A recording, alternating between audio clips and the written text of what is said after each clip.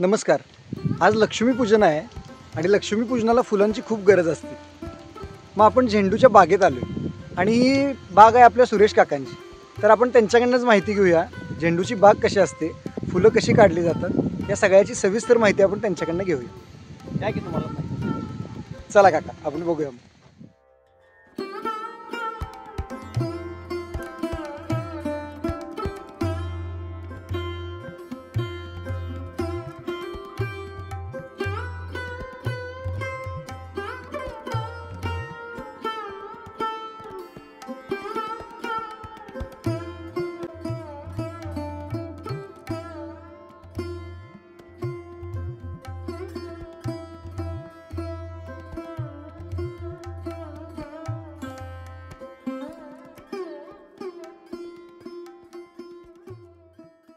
मी सुरेश पांडुरंग चौले, राहणार बोगाजी वटर, तालुका हातकणंगले, जिल्हा कोल्हापूर. मी आपल्याला झेंडू या पिकाबद्दल माहिती देत आहे. चला आपण जरा फेरफटका मारून तुम्हाला माहिती देतो.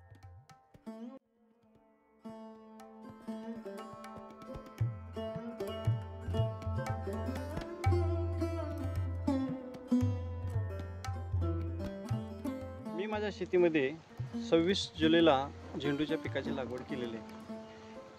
साधारण 40-45 दिवसानं याला फुलं यायला चालू झाली आणि पहिला तोडा मी 55 दिवशी चालू केला.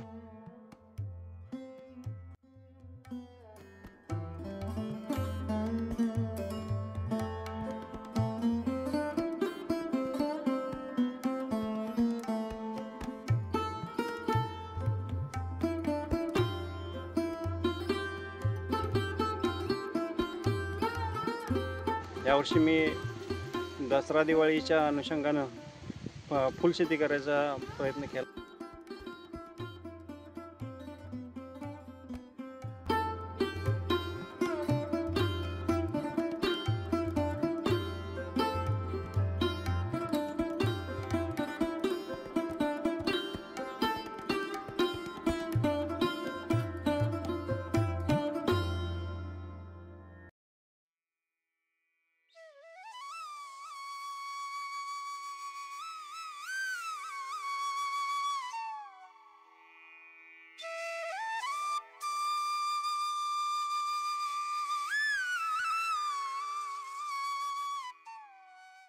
हे साधारण माझे 30 गुंठ क्षेत्रामध्ये मी हे झेंडूची बाग केलेली आहे आणि याच्यातून मला आठवड्याला 1 टन माल ह्यातून मला रोज म्हणजे रोज जर तोडा केला तर 250-300 किलो आठवड्याला 1 टन मला माल निघतो. असे माझे आत्तापर्यंतचे 3 टन माल झालेला आहे.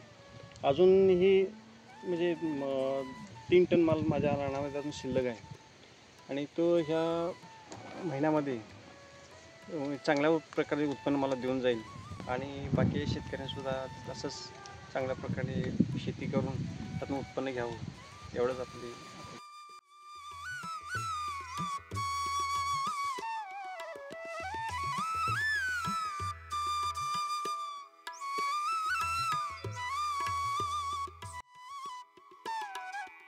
जरी आज लोक बाकीच्या उद्योगधंद्याकडे वळत असले तरीसुद्धा हे आपण जर प्रामाणिकपणे शेतीमध्ये राबलो तर आपल्याला शेतीसुद्धा चांगल्या पद्धतीने आपल्याला मिळवून देते.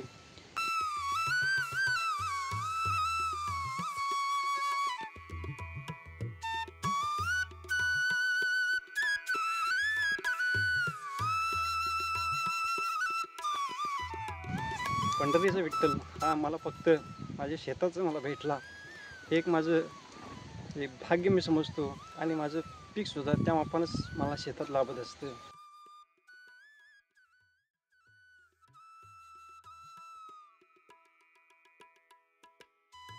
सर्वात मोठी माझी पुण्याई की माझ्या शेतातलं पीक हे पांडुरंगासारखं मला भेटतं.